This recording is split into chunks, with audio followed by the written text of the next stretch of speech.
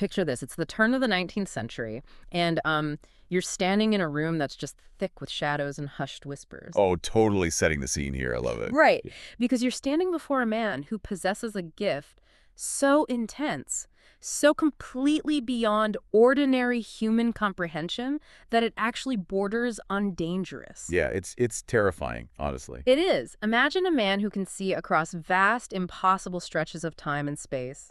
A man whose mere, unfiltered gaze can trigger absolute disaster for anyone unprepared for it. And a man who, after a lifetime of carrying this massive burden, meets a really dark, mysterious fate. Exactly, falling from a window in the dead of night while desperately trying to force the hand of the cosmos itself. Welcome to today's deep dive. It's the kind of historical reality that really makes you question the boundaries of human psychology. Like, you have this central figure where you aren't completely sure if he's a savior or a danger to himself or a very real danger to everyone around him. Right. So our mission today is to unpack this incredible text from the Galilei Institute. They specialize in unearthing and translating these really cryptic, Kabbalistic teachings. They do amazing work with these dense sources, yeah. They really do. And today we are diving into the life of Rabbi Yaakov Yitzchak Halevi Horowitz, born in Poland in 1745, but he's known to history by this chillingly simple title, the Choizeh, which translates to the seer of Lublin. And what makes this text so gripping isn't just, the biographical data, it's really the mechanics of his power. Yes. Reading this felt less like religious history and more like a psychological thriller, complete with hidden codes and supernatural tension. Totally. Because this text delves into the psychological weight of his existence. We're going to look closely at how the Choizeh's unyielding focus on what the text calls guarding his eyes defined his entire life. And terrified his critics. Oh, absolutely. Terrified critics and transformed a whole generation of followers. So to understand this mystery, you first have to realize the sheer weight of his presence. We aren't talking about, like, a quiet monk meditating on a mountain. No, not at all. He established a massive court in the city of Lublin. Thousands of people flocked to him, and he dispatched these incredibly famous disciples men, like the Holy Yid of Shisha and Rebbe Uri the Seraph. And Rebbe Naftali of Ropshitz, yeah. You're right. He sent them all throughout Poland and Galicia to spread this mystical Jewish movement, Chassidut. I mean, he was basically a kingmaker. It was. But his influence wasn't just charisma. The text specifically ties his power to a Kabbalistic concept known as Javura. Which translates to divine severity or strict judgment, right? Exactly. In this mystical framework, Gevura is an energy of intense constriction. It's about drawing these absolute, unyielding boundaries. And that brings us to this story in the source material that perfectly and honestly kind of terrifyingly illustrates how this energy worked. The trip to Germany. Oh, this story is so intense. It really is. So the Choizeh travels to visit his teacher, Rebbe Schmelke, in the city of Nickelsburg. Now, Nickelsburg is described as this modern German city, well, modern for the 18th century. Right. Comparatively much less observant than the deeply traditional communities back in Poland. Exactly. So the Choizeh arrives, and he is so repelled by the lack of spiritual modesty, so utterly disgusted by what he feels is a profane environment, that he refuses to even look at it. He literally ties a kerchief over his eyes. Yes. He has one of his followers lead him, completely blind, through the cobblestone streets. I mean, just visualize that image for a second for the listener. A powerful mystic, blindfolded by his own hand, being led through a bustling European city because the very sight of it is intolerable to his soul. It's a very stark, unsettling visual, like something straight out of a horror movie. Yeah, it really is. And it gets darker. Right, because a local woman on the street sees this strange sight, this guy walking around blindfolded, and she just bursts into loud, uncontrollable laughter. She's mocking him. And immediately, the text says that because she provoked the righteous man's displeasure, whether he was conscious of it or not, a severe misfortune befalls her right there on the spot. Just boom, instantly struck down. Yes. And this is where we have to look closely at the mechanics of this divine severity. The text goes out of its way to clarify that the Choizeh wasn't acting out of malice. He didn't actively curse her. Right. He didn't intentionally strike her down just because his ego was bruised. Okay, hold on. I have to push back here, because if I know I'm carrying a live grenade and I walk into a crowded public square, I'm responsible if it goes off right. That's a very fair point. If his frequency is that dangerous, isn't walking blindly through a busy city incredibly reckless? How is he not responsible for her getting hurt? Well, that is exactly the tension the text is highlighting. He was a danger, which is why his teacher intervened immediately. But to understand the mechanism, think of it less like a grenade he chose to carry and more like he's a highly radioactive isotope. Okay, I like that analogy. He's not intrinsically malicious, but he has cultivated this state of being that is emitting such an intense, unshielded energy of pure holiness. So if a regular person wanders too close without a hazmat suit, they get spiritually scorched. Exactly. It's spiritual friction. When a holy person fears for the absolute sanctity of their calling, they draw a perimeter of intense divine judgment around themselves. They exist on a frequency of pure boundary. Right. And when an ordinary person who is completely insensitive to that frequency crashes into that boundary with mockery, it's a collision of incompatible realities. The lesser reality shatters. Wow. And Rebbe Shmelke, his teacher, instantly realized this. He did. He ordered the Choizeh to pack up and go home to Poland. He basically told him, you have nothing to do in a place like Nicholsburg. Your energy is simply too volatile for a fragile modern city to handle. Okay, that makes sense of the event, but it leaves a massive question open for me. How does a person become radioactive in the first place? That's a great question. Like, how do you acquire a gaze that has the literal physical power to alter reality and cause misfortune? For that, the text actually takes us back in time to his origin story, specifically a very unusual deathbed inheritance. Oh, this part is fascinating. So the Choizeh's master, Rebbe Elimelech of Lizinsk, is departing this world. And as he's dying, he bequeaths his spiritual powers to 4 of his closest disciples. Right. He splits his gifts among them. Yeah. To one, he gives the power of his heart. To another, the power of his mind. To a third, the power of his words. But to the Choizeh, he gives the power of his eyes. Now, the text poses the obvious question, why? Why the eyes? Right. Well, it tells us that even before he came to study under this master, the Choizeh was already fiercely, exceedingly vigilant about what he allowed himself to see. He had spent his entire life ensuring his eyes never rested on anything improper. Exactly. The text quotes the book of Daniel. He grants wisdom to the wise, meaning the master gave the power of the eyes to the student who had already turned his own eyes into perfectly pure vessels. But wait, I want to dig into the how here. How does not looking at things translate into, like, a laser beam spiritual power? Think of it like spiritual neuroplasticity. By aggressively restricting a sense, in this case, sight, from ever engaging with the mundane or the profane, you hyperconcentrate its force. Because it's never being drained by everyday distractions. Exactly. If your eyes never consume empty, meaningless, or impure stimuli, all that perceptive energy just builds up, the pressure mounts.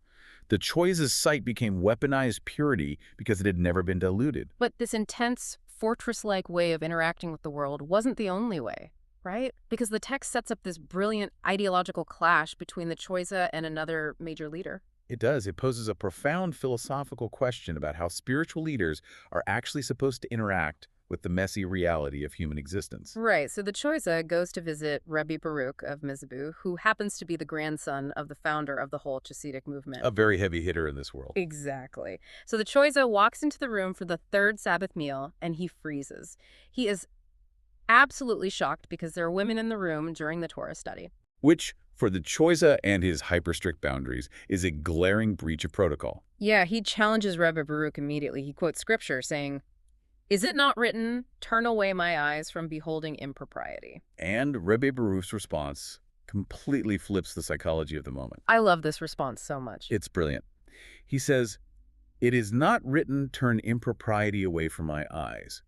Rather, it states the opposite. If there is impropriety present, I simply do not see it." That is such a massive philosophical difference. Baruch is saying his internal state is so secure, his perception is so governed by his own mind, that he can sit in a room with potential impropriety, and it simply doesn't register in his reality. Exactly. The Choizeh requires the external world to be perfect, or he has to literally put on a blindfold. He believes impurity is contagious. And it has to be aggressively blocked out. Right. Whereas Rebbe Baruch represents a method of descending into the mess of the world. Baruch's internal reality overwrites the external reality. It feels like the difference between meeting the world to be sterile so you don't get sick versus having an immune system so powerful that you can walk into a hospital ward and not catch a thing. That's a perfect way to look at it.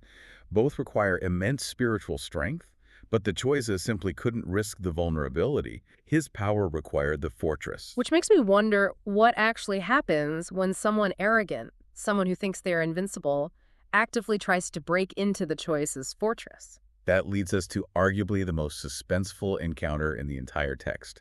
It shows us what happens when the Choizeh's radioactive power isn't an accidental strike, like with the laughing woman. But is directed with deliberate, pinpoint accuracy? Yes.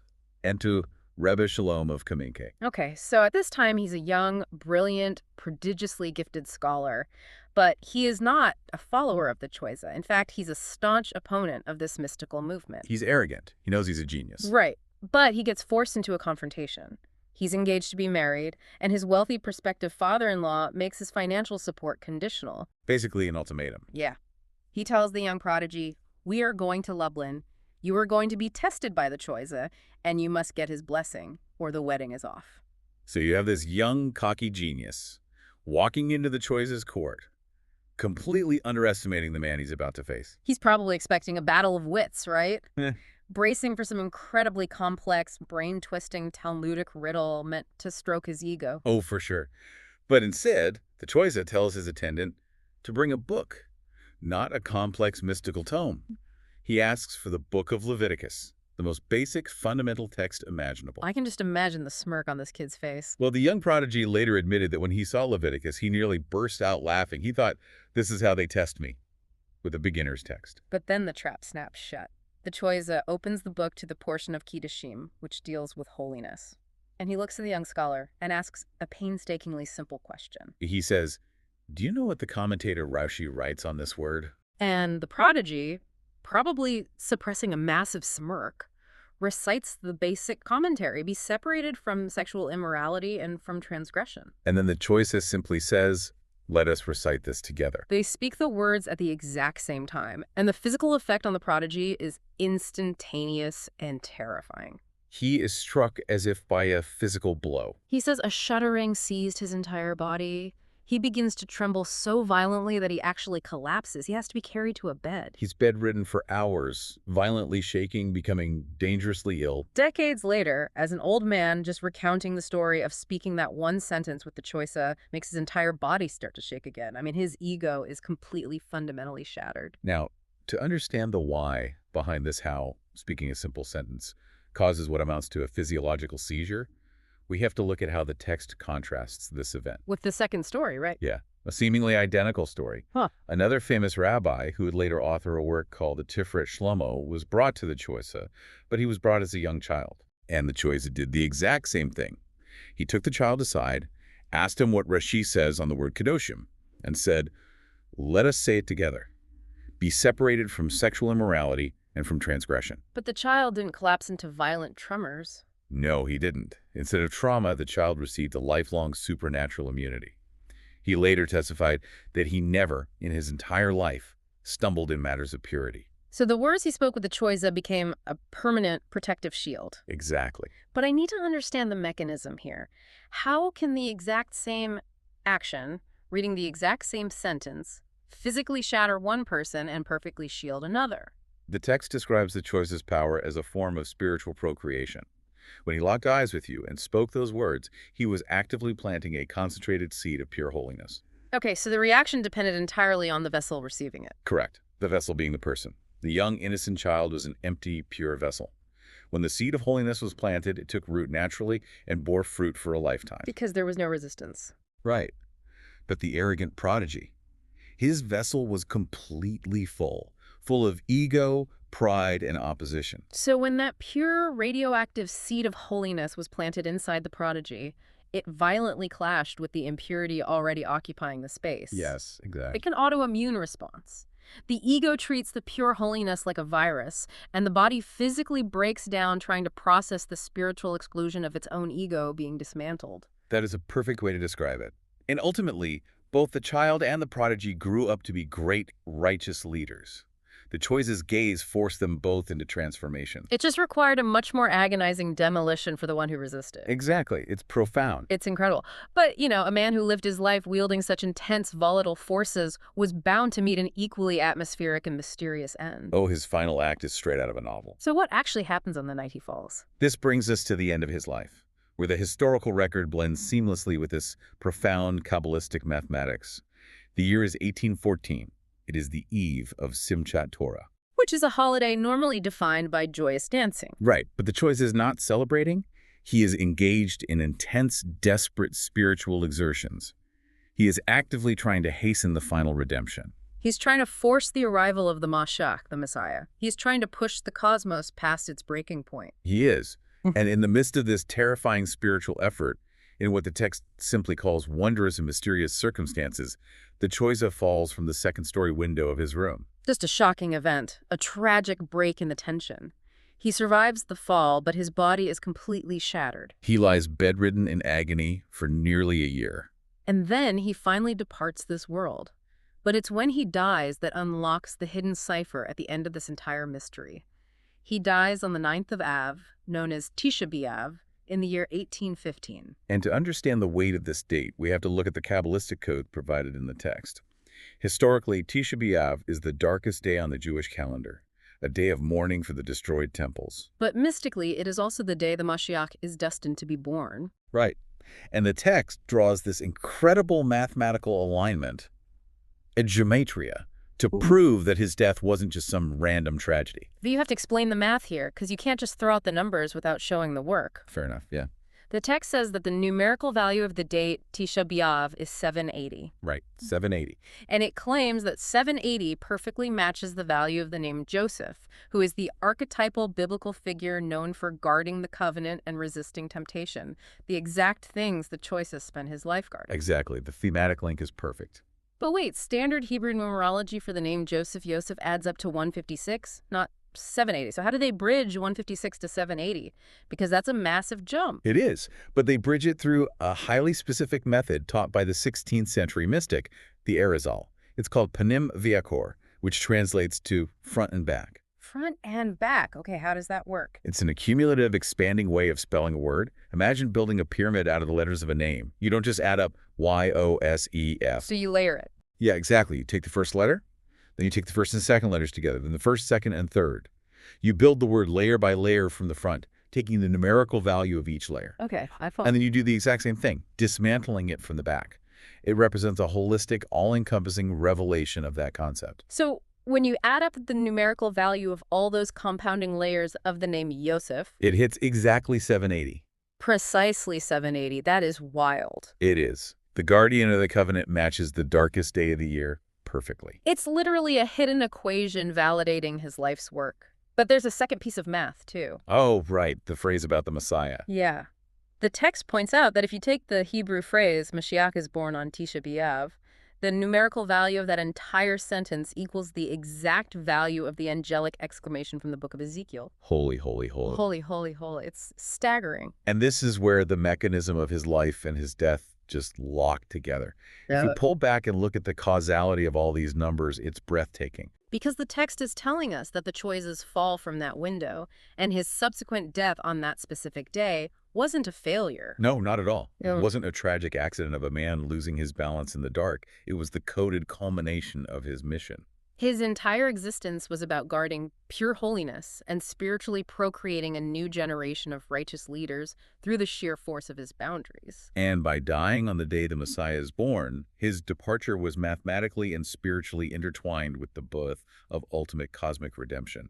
He literally became the embodiment of the phrase, holy, holy, holy. It really forces you to stop and wonder about the sheer power of perspective.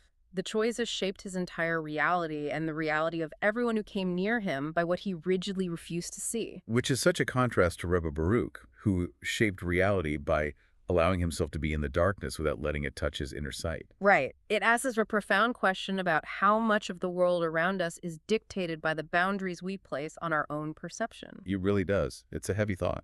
It is a wild, twisty, incredibly suspenseful journey. I mean, we've looked at a seer with a gaze so heavy it required a blindfold, and a psychological master who could shatter a genius's ego by whispering a single sentence from Leviticus.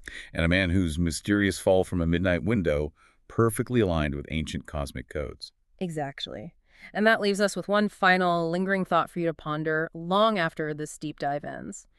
We saw how the Choizeh could fundamentally alter someone's physical and spiritual reality, literally sending them into violent tremors just by forcing them to stand still and look at one undeniable truth with him. Yeah. So ask yourself, what blind spots in your own life might completely shatter your reality if you finally dared to look at them closely?